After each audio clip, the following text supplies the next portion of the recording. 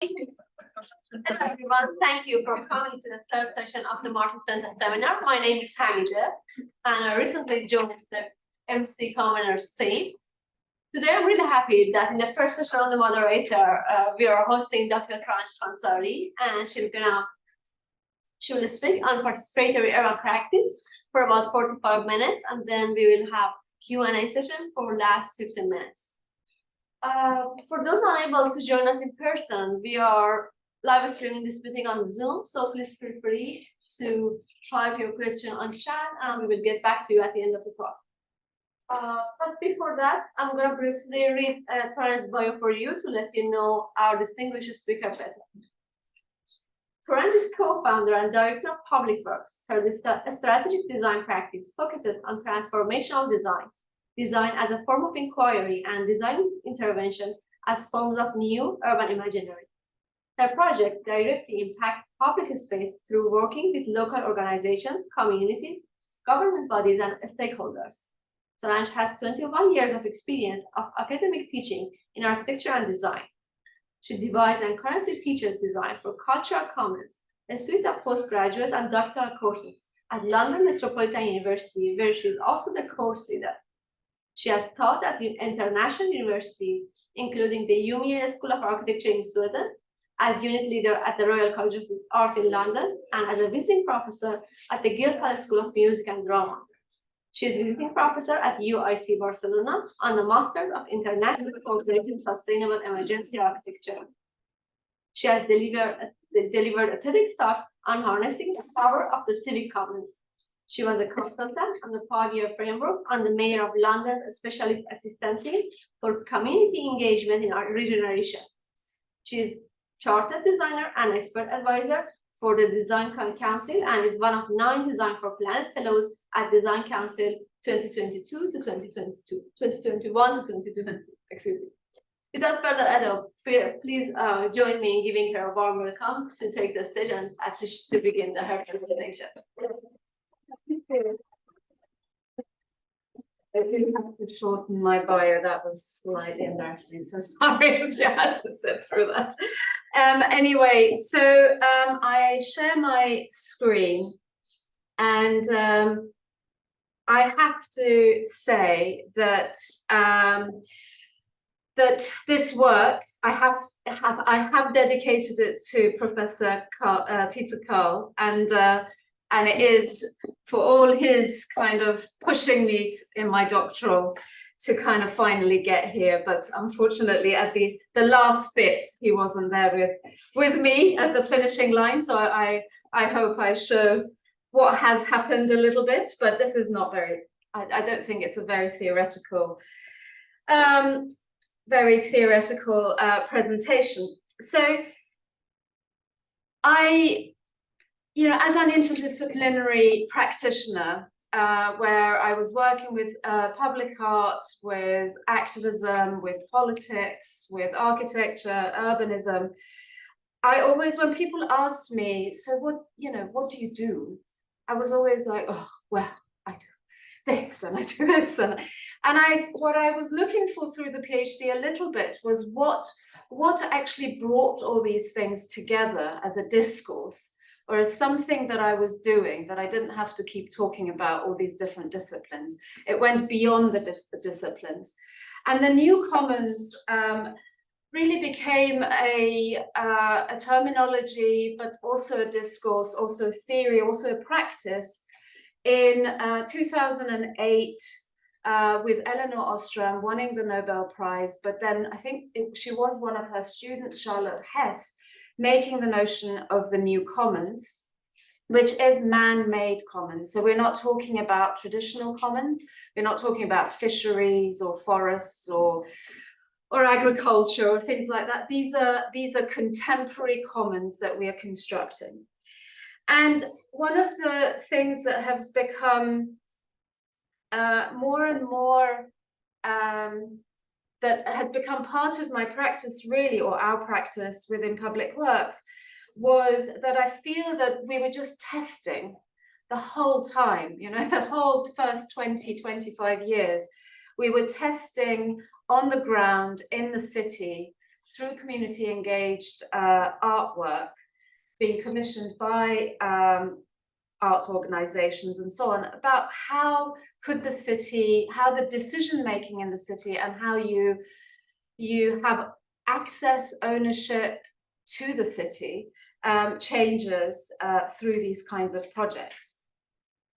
Some of the slides from this, which they've come from a presentation I did for the UK government around really thinking about the commons. So you might get some weird kind of political words in there, but I will point them out. But in a way, the commons became really important, and I'm going to and the distinction between the public and the common good has become really, really key. And I'm going to read something from an abstract from James Gilligan, who's an economist and a political theorist, where he says, virtually everyone today recognizes the difference between private goods, commercial products and services created by business, and public goods, education, parks, roads, public safety, sanitation, utilities, legal systems,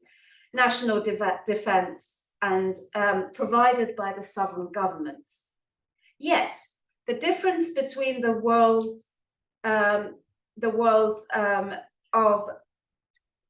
common good and public good are not so are blurred, and the common good is much more around collective property and collective community ownership.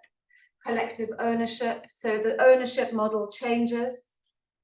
And what he says is one of the greatest challenges before us is to create powerful and broadly recognized distinctions between the public good and the common goods, which the common goods again is the shared resources which people manage by negotiating their own rules through social or customary traditions, norms and practices. So these are quite different contexts, and for me, through the PhD, I very much framed this domain of the commons as a space of relationships, and actually the quality of relationships. So not the abstraction of relationships, but the quality of relationships. And David Rosenberg's Nonviolent Communication is actually quite an interesting book, because he brings these are just some of the emotions that he talks about around nonviolent communication and the types of social relationships that we kind of create in that world of the commons, the sphere of the social rather than the political. I mean, this was a project, so this is how we started. This was a project called DIY Regeneration in King's Cross, before all the developments. And so we kind of went around basically with this milk float and wrote people's desires, wishes, how they wanted the space to transform, from the policeman to the passerby to whoever, and kind of created this manifesto of, or a brief to the developers. Now, one of my own critique of this kind of public art projects that we did was that then what?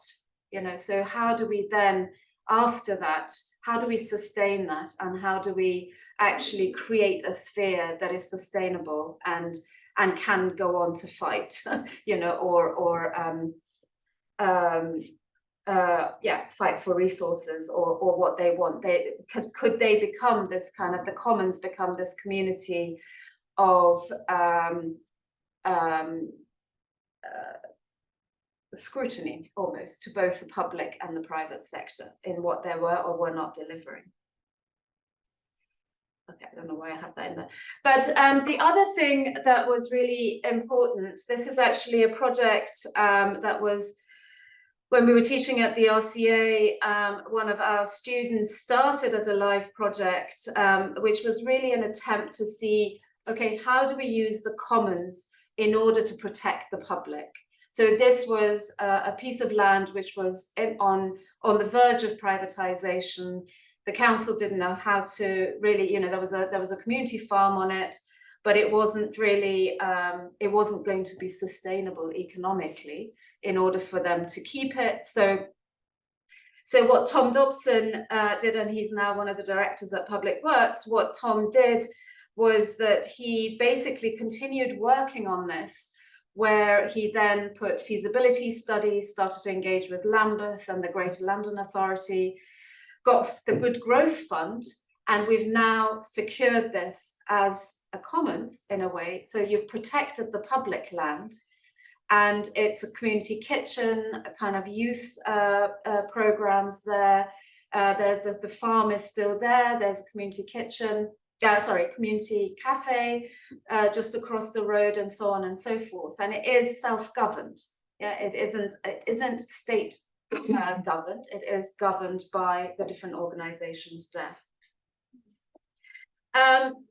So for me, I kept thinking, yeah, you know, nice ideas, these commons. And then I was invited to go to the European Commons Assembly at the European Parliament. And there were just huge number of organizations doing commoning, engaging with the new commons, engaging with the new discourse around the commons, and some natural commons, of course. And I thought, okay, this is a big thing. This is a movement. This is a social movement, and it's not just a theoretical thing that I'm reading in books. And that's where I became really interested in it. Let's set aside that they all combusted because they couldn't agree exactly how to go forward or not forward, but that it made a lot of social relationships. So that's another thing, you know, when there's a lot of people there from very kind of far left, and there was a lot of dogmatic ideologies in the room about this is the right way to do it and this is the wrong way to do it. And that, I find that really terrifying, to be honest. I think we just it needs to be place-based, and people need to develop practices based on context, based on their own capacities, based on the place and so on. Anyway, so the other thing that was really powerful as I was doing this, where I started to think about these different spheres, apart from James Gilligan's, was this by Kate Raworth in Donut Economics, where she actually just lists this. It's not so graphic. She lists her 21st century priorities in her book, Donut Economics. And I just thought, when I made it graphic, I have no idea why I made it graphic, but I made it graphic. And then suddenly in the middle of this, I thought this might be the institutional fulcrum here, that actually these with quite different logics, spheres lie within which we kind of construct things. So there's the market, and these are her words, which is powerful, so you embed it wisely. There's the commons, which are creative, and the sphere of community, the bottom-up self-governed community, and then the state, which is the market. Sorry, which is the state, which is public. And she has power right at the bottom, which I thought was really interesting. And then I did quite a lot of research to see, okay, well, how does it work today? And of course, but I didn't have conclusive enough data material to kind of really say that probably, but power is definitely not down there. It's definitely on the top.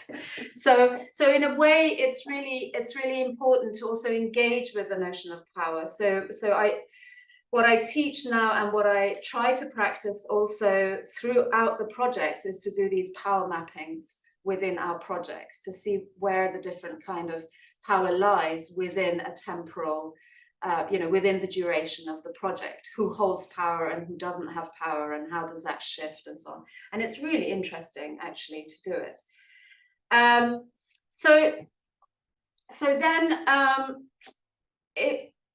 Although of course it's not so clean cut, right? I mean, of course it's not very clean cut to make these distinctions, but I think the distinction was just very helpful for me to see the different logics, to see that within the state and the public, it's the sphere of power.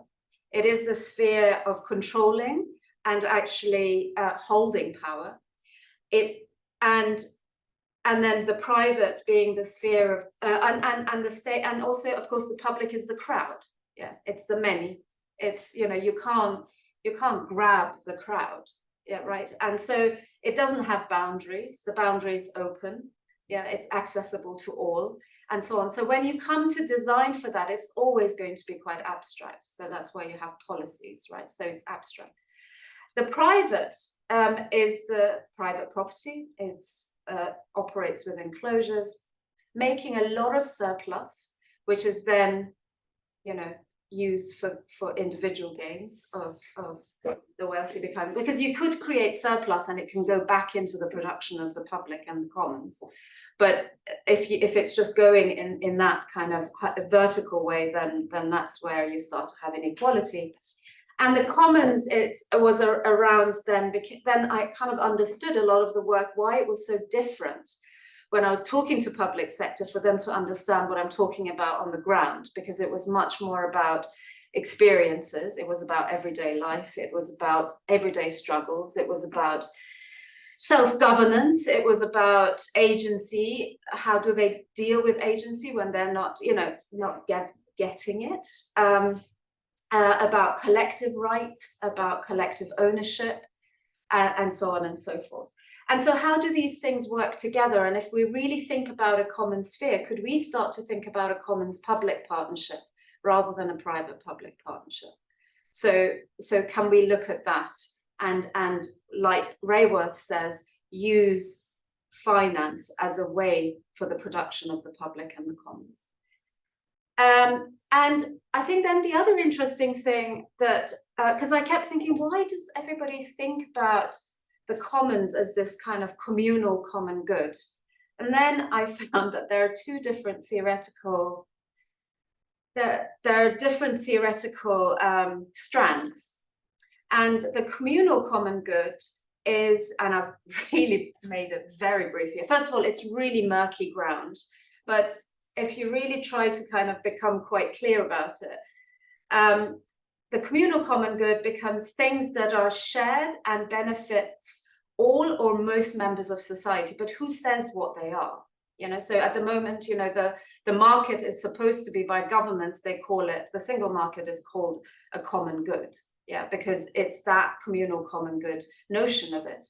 And then the distributive common good, it's quite different. It's things as outcomes that is achieved through collective engagement and action.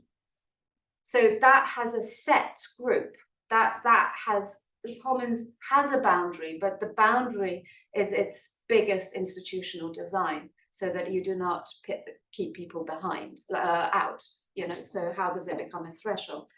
So that kind of, and then there are all sorts of theoretical complications around public interest and public life, and, you know, but I'm not going to go into all of that right now. No, I'm not going to talk about it, but now I'll come back to it. And this was a project that we, in 2006, initiated with our neighbours, which was an abandoned site in London, in East London, and we engaged with the local authority that we want to make it into a garden, and they kept saying, "Oh, you don't have the skills, you don't have the capacity."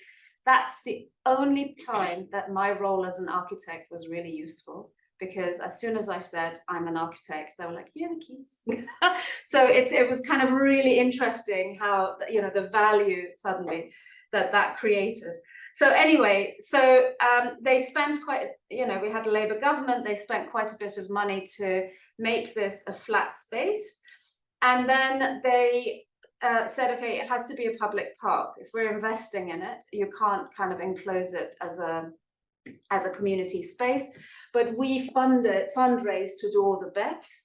And that's the Friends of Abbey Gardens that runs and makes decisions about how that's run, you know, the membership group, the access to the toilet, you know, all of those things is the common. And you can become a member, but you just have to sign an agreement to that you behave in a certain way, you don't, terms of engagement, that you look after the space in this way, and it has a terms of engagement. But it's really confusing because the doors are open all the time. So people come in and go, it's a park. We take all the vegetables. So then the community get really, really annoyed. Then they don't come. Then it collapses, and then you have. So it's really interesting. That was very interesting for me to see the difference in the logic. That there is a different logic here around that. And of course, when we have glut, we had that honesty store. So we would put kind of that, and that becomes public good again. But I think that was just really that blurring is interesting to explore. So during all of this 25 years of engaging, so there were a lot of, one of my biggest problems, if you like, or the research problem, was the obstacles to citizens' engagement, and how do you, we have consultation fatigue, people don't believe you that that you're going to do anything worthwhile. And this slide was something I've presented to government, so this is why this is also focusing on power. But so power relations in decision making, that matters.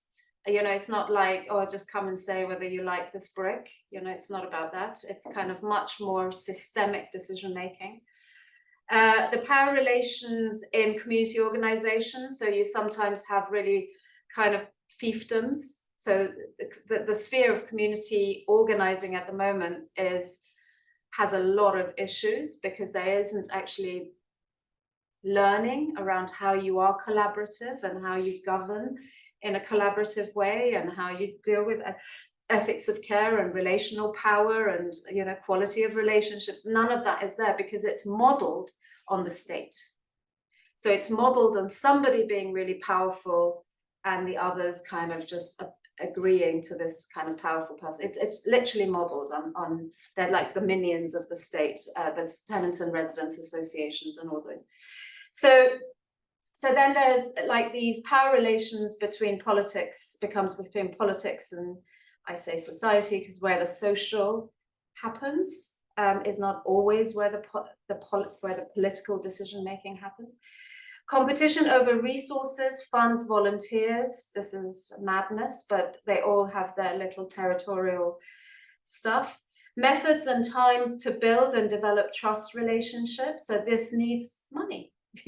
It takes a lot of time. And the Commons, one of my biggest kind of things at the moment is how do we conceptualize an economy for the sphere of the community, because it can't just rely on the state and becoming a social enterprise, which is nuts.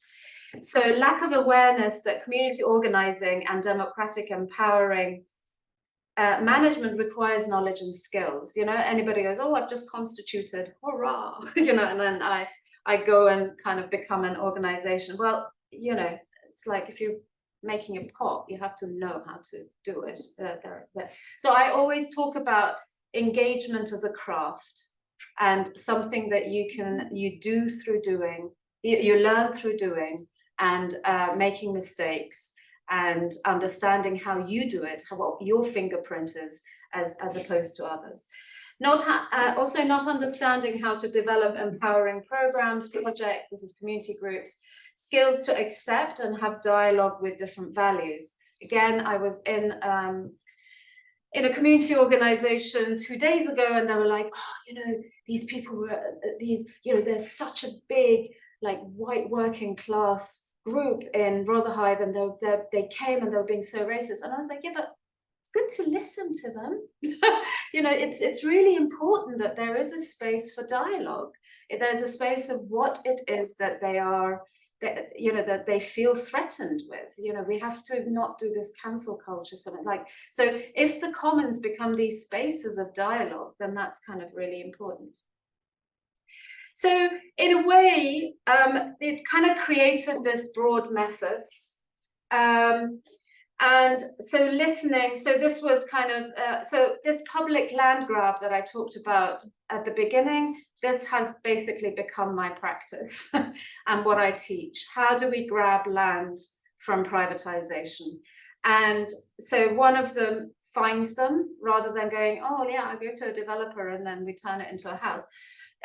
So this was owned by Clarion Housing. And I went, and the interesting thing is that a lot of these things also happen informally. So I went and talked to the officer and said, oh, could I just, you know, with my students at the time, with London Met students, come and we do a free architecture classroom.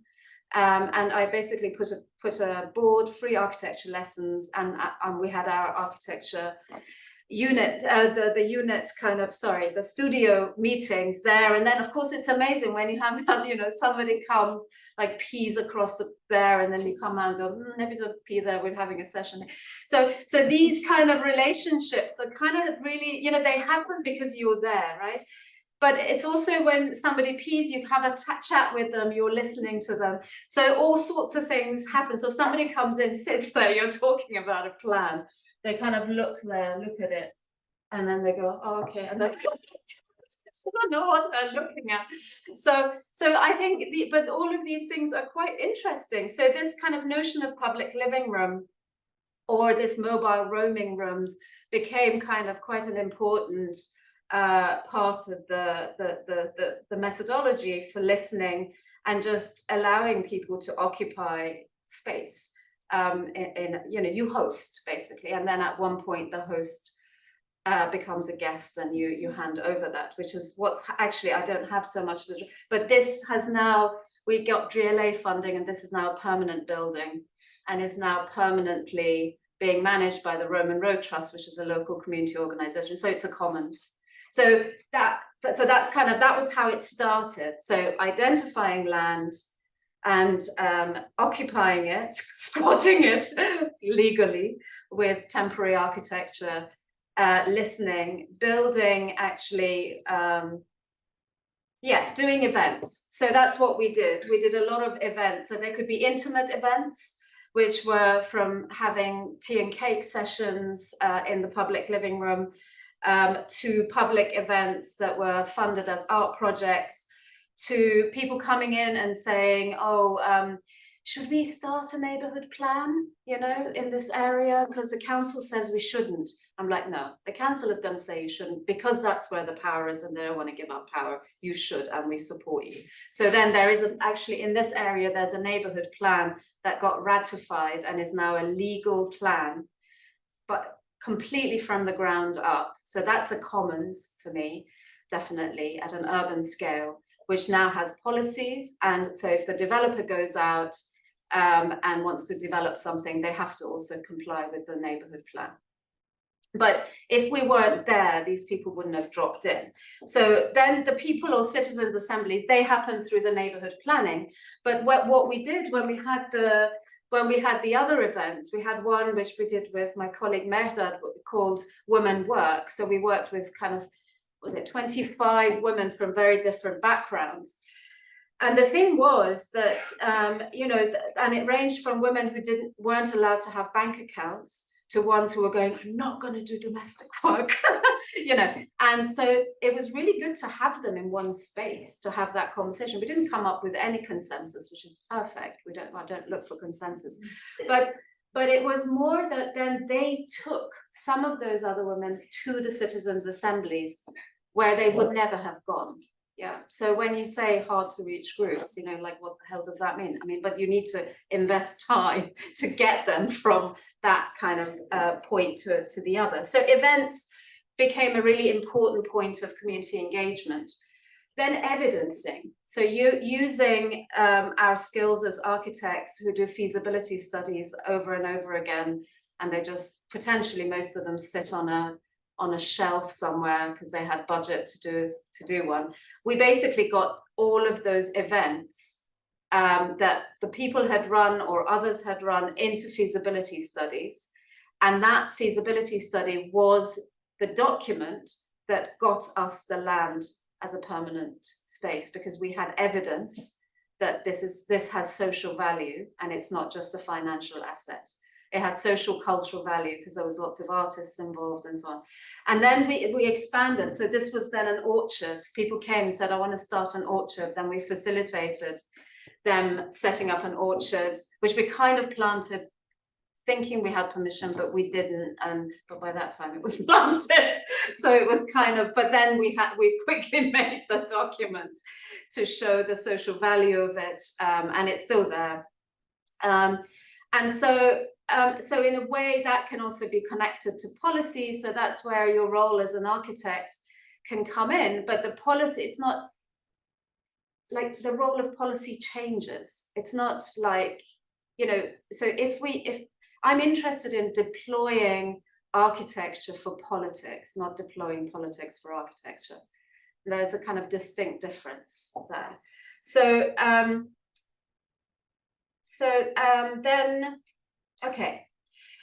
So then I started to, and there's not that many slides left, but then I was thinking, okay, how do you do these place-based, maybe we need these place-based organizations, maybe as an architectural practice, we should just be place-based and, you know, keep, like if there is an economy for the commons, we can just grow, like keep building a neighborhood in a way. And of course, it probably doesn't, it's not sustainable to be completely in one place, but in a way, thinking that you're also giving back to the place within which your organization is situated, I think is really important, and it's what we're doing with public works. And so public works, and just really, really kind of briefly, we're all directors. We don't have any employees. So every so often, the company's house says, but you're all directors and you have no, I'm like, well, you don't have a legal system where we could have a flat kind of system. So you know, legal system. So we're all directors. The way that it works is everybody has their own passion. So whether it's about cooking in the city, or whether it's moss for air quality, or whatever it might be, and they have to develop their own client body, their own networks. They generate their own income. It's not like I kind of create all the, like bring all the work in and then everybody does the work. Everybody, and then they collaborate across public works on different projects where needed. And then 20% goes into a collective pot that then runs the kind of collective stuff, but we make all the decisions about the organization together. So, but that means that it's not like we have an architectural practice where, you know, somebody's interested in housing and it's like somebody's interested in cooking, somebody's interested in moss, somebody's interested in, I don't know, ceramics. So, but then it all comes into this kind of production of the commons, or community sphere. Community power. So then it changes our role as architects in terms of expert facilitators. Do we look at localized systems of production? Do we look at capacity building within neighborhoods for people to do this kind of work, like with the neighborhood plan? Resource development, and like rather than thinking about projects, can we think about resources that we are creating for local areas? You know, that's a very different way of thinking about it. Because if you're thinking, okay, how does housing as a resource for the local area look like, as opposed to I'm just doing a housing project? Yeah. So I think this, and that comes from the commons, because it's around common pool resources. So you pool the resources and you manage the resources and you use those resources in order for you to be able to sustain. That might be a farm, it might be a textiles commons, which is one of my students is doing in Brixton, or so on and so forth. So, and obviously when you're looking at that localizing, then you can also think about social and environmental care in a very different way, because you're in control of the supply chain, potentially. Maybe that can scale up in terms of federalism, which is what I'll talk about in a minute. So this is Hackney Wick, and I'm becoming more and more interested in this idea of federalism through the Community Development Trust as scaling up of the commons. So in Hackney Wick, again, one of my Design for Cultural Commons students initiated the Hackney Wick Community Development Trust, which was all the different cultural institutions and organizations still within Hackney Wick come together to basically ensure that the voices of the culture, the artists, the creatives who are constantly pushed out actually have a meaning. And the idea was, I mean, I'm going to meet them actually in a couple of weeks' time to see where their struggles and, you know, stuff, potentials and things are, just to understand it. I imagine a lot is to do with the economy, but still, as a framework, it's very interesting. But we go back to the problem that we don't have. There isn't an economy for community power. Yeah, and then I suppose the design of the course, Design for Cultural Commons, which isn't just for architects. There seems to be a lot of architects, but it's not just for architects, it's for mid-career professionals, was really I saw it as a political project, not as an educational thing. I saw it as a political project of developing and growing the commons, because I also became a little bit bored being in commons discussions where they constantly talked about CLTs, community land trusts, or community gardens. I was like, there must be other things than this. Like, literally, I can't bear it anymore. So, and there has been like, so through this, you know, there's kind of community journalism that is super successful in the Roman Road again. There is, you know, the textile commons for fashion. Then there is somebody, you know, was looking at music as a commons, and so I think there is a lot. Actually, somebody actually was looking at law, at common law as a commons, and the fact that if you start to pool resources and map the common pool resource of lawyers and what you might pay, then you can actually make law from the ground up.